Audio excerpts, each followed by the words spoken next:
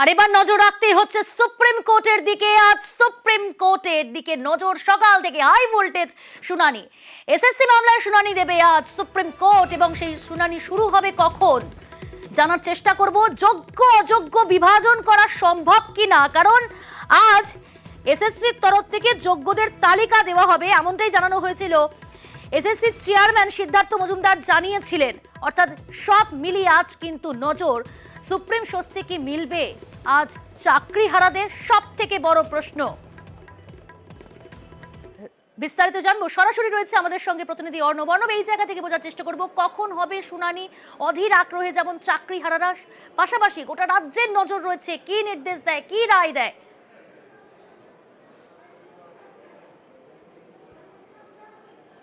দেখো, দুপুর 1:10 নাগাদ প্রথমার্ধে সুপ্রিম কোর্টের শুনানি শেষ হয়েছে। প্রধান বিচারপতি DY চন্দ্রচূড়, বিচারপতি JB পারদিওয়ালা এবং বিচারপতি মনোজ মিশ্র বেঞ্চের, এবং 29টা মামলা হয়েছে। ঠিক তার পরের মামলাটাই এসএসসি চাকরি বাতিল মামলা, অর্থাৎ 30 নম্বর যে মামলা, সেই মামলাটা প্রথমার্ধে না হওয়ার কারণে দুপুর 2টোর পরে যখন সুপ্রিম কোর্টের বেঞ্চ বসবে, প্রথম মামলা হিসেবেই দ্বিতীয়ার্ধে এই চাকরি বাতিল মামলা শুনানি হবে। এবং যে বিষয়টা তুমি অবতারণা করলে, অর্থাৎ এই যোগ্য অযোগ্যের যে দ্বন্দ্ব, সেটাকে মেটানো যাবে কি না, সেই বিষয়টাই কিন্তু অত্যন্ত গুরুত্বপূর্ণ। কারণ শীর্ষ আদালতের পরামর্শ তাই ছিল, কে যোগ্য কে অযোগ্য বাঁচবে কে। যদিও খোদ দেশের প্রধান বিচারপতি DY চন্দ্রচূড় জানিয়েছিলেন এটা একটা সিরিয়াস ফ্রড, জালিয়াতি।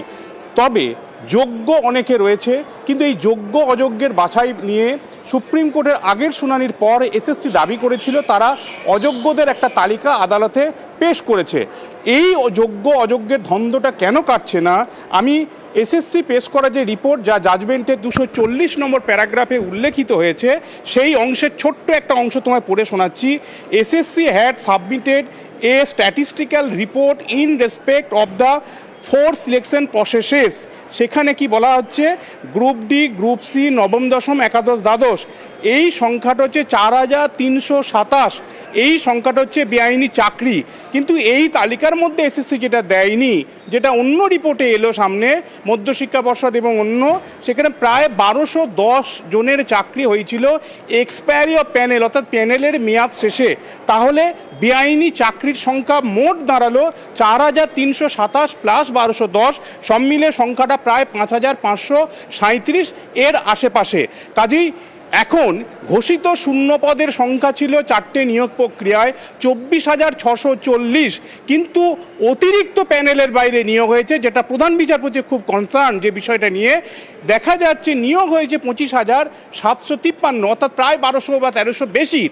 এই জায়গায় যদি 5,000, এই যে 537 যে সংখ্যাটা তোমায় বললাম, এই সংখ্যাটা বেআইনি চাকরি হিসেবে বাদও দেওয়া হয়, তাহলে সেই বাদটা, বিয়োগটা কোথা থেকে হবে? এই 25,753 থেকে, নাকি ঘোষিত শূন্য পদ 24,640 থেকে? এই যোগ্য তালিকা অযোগ্যের তালিকা, এটাই স্পষ্ট করতে চেয়েছে শীর্ষ আদালত। ক্যাটাগরি ভিত্তিক, অর্থাৎ 4টে নিয়োগ, এই 4টে নিয়োগের মধ্যে জেনারেল কাস্ট, এছাড়া বিভিন্ন সংরক্ষণের ক্যাটাগরি আলাদা প্যানেল ছিল, সাবজেক্ট ভিত্তিক প্যানেল ছিল, গ্রুপ ডি, গ্রুপ সির ক্ষেত্রে SC ST বিভিন্ন রিজার্ভেশন ছিল।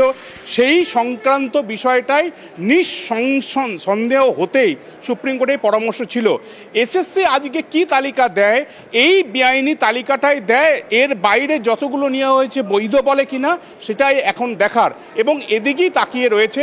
কারণ সিরিয়াস ফ্রড বলার পর প্রধান বিচারপতির এই বেঞ্চের চাকরি বাতিলের ওপর স্থগিতাদেশ না দেওয়া, তাতে একটা সিঁদুরে মেঘ দেখে চাকরি হারারা। কাজেই আজকের এই শুনানিতে এসএসসির ভূমিকা অত্যন্ত গুরুত্বপূর্ণ। এসএসসি যদি যোগ্য এবং অযোগ্যদের এই সংখ্যার ধোঁয়াশাটা কাটিয়ে দিতে পারে, সেক্ষেত্রে যোগ্যদের জন্য একটা আশার খবর, স্বস্তির খবর সুপ্রিম কোর্ট থেকে এলেও আসতে পারে। কারণ এখানে একটা অন্য আইনি জট তৈরি হয়েছে। কারণ সিনিয়র অ্যাডভোকেট নাম করা দুঁদে আইনজীবী হরিশ সালভে, তিনি সওয়াল করছেন এই মামলায়, আগের দিনও তিনি ছিলেন। তিনি বলছেন এই যে বেআইনি চাকরি এসএসসি স্বীকার করে নিয়েছে রিপোর্ট দিয়ে, মধ্যশিক্ষা পর্ষদ স্বীকার করে নিয়েছে, এই বেআইনি চাকরি প্যানেলের মধ্যে থাকার কারণেই তো আমরা যারা যোগ্য তারা তো কল ফর ভেরিফিকেশন অর্থাৎ ইন্টারভিউ বা ভেরিফিকেশনের জন্য ডাক পাইনি, তাহলে তো আমরা ওখানে চাকরি করতে পারতাম 3 বছর 4 বছর 5 বছর যে ডিপার্টমেন্টে যেরকম নিয়োগ হয়েছে। কাজেই আমাদের বক্তব্যটাও শোনা হোক। এবং সবথেকে যেটা বড় বিষয়, সুপ্রিম কোর্টের একাধিক জাজমেন্ট রয়েছে, দুর্নীতি যদি অ্যাডমিটেড ফ্যাক্ট হয় কোনো নিয়োগের প্রশ্নে, সরকারি নিয়োগের প্রশ্নে, আর্টিকেল 16 অর্থাৎ সংবিধানের 16 নম্বর ধারা যদি ভায়োলেশন হয়, যেটা কলকাতা হাইকোর্ট বিচারপতি দেবাংশু বসাকের ডিভিশন বেঞ্চ তার রায়ে বলেছে আর্টিকেল 16 ভায়োলেশন হয়েছে, অর্থাৎ সরকারি চাকরির ক্ষেত্রে বৈষম্য করা হয়েছে। সেই জায়গায় একটা নিয়োগ প্রক্রিয়া এসএসসির রিপোর্ট অনুযায়ী যেখানে 22% বেআইনি চাকরি, অর্থাৎ 100 জনের মধ্যে 22টা চাকরি বেআইনি, সেই চাকরিকে বৈধতা দেয় কিনা, অর্থাৎ এই বৈধ চাকরিতে যারা প্রাপক বলে দাবি করছে। পর্যবেক্ষণ অবজারভেশন তো রয়েছে, আজ সুপ্রিম কোর্ট কি নির্দেশ দেয়? কারণ গত সোমবারই অতিরিক্ত শূন্যপদ কে বা কারা তৈরি করেছিল এবং সেই শূন্যপদ তৈরিতে যে তদন্ত করছিল সিবিআই, সেই সিবিআই তদন্তে স্থগিতাদেশ দিয়েছিল, অন্তর্বর্তী স্থগিতাদেশ 1 সপ্তাহের জন্য।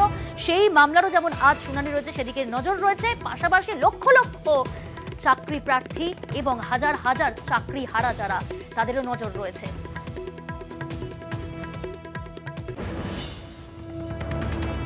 সুপ্রিম কোর্টে কি বিচার পাবেন যোগ্যরা? সুপ্রিম কোর্টের তালিকা দেওয়ার দাবি এসএসসি চেয়ারম্যানের যোগ্য অযোগ্য তালিকার দাবি, সেই মামলার আজ শুনানি রয়েছে সুপ্রিম কোর্টে। প্রধান বিচারপতির বেঞ্চে বিচার পাবেন যোগ্যরা, যেমনটা আপনাদের বলছিলাম। এই প্রশ্নটাই কিন্তু ঘোরাফেরা করছে, আদৌ কি যোগ্যরা আজ বিচার পাবেন? হাজার হাজার চাকরিহারা তারা আশার আলো দেখছেন, আশার আলো কি জ্বলবে? শুধু তাই নয়, কি নির্দেশ দেয় সুপ্রিম কোর্ট? যোগ্য অযোগ্য বিভাজন করা কি সম্ভব হবে? এসএসসি চেয়ারম্যান কি যোগ্যদের তালিকা তুলে দিতে পারবে, নাকি শুধু সংখ্যা তত্ত্ব তুলে ধরবে? সেদিকেও নজর রয়েছে। প্রত্যেকটা আপডেট আপনাদের সামনে আমরা পুঙ্খানুপুঙ্খভাবে তুলে ধরব।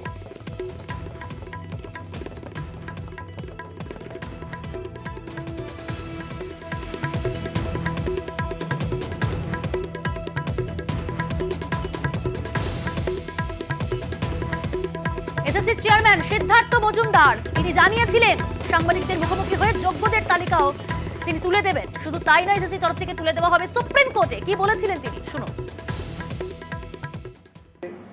যোগ্য যারা প্রার্থী তাদের পাশে অবশ্যই কমিশন থাকবে।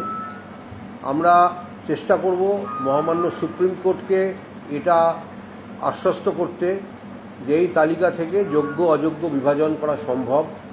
আমরা যেমন অযোগ্যদের একটা তালিকা দিয়েছিলাম, তেমনি ওই বিতর্কিতদের তালিকা আমরা অনারেবল সুপ্রিম কোর্টের কাছেও তুলে ধরব।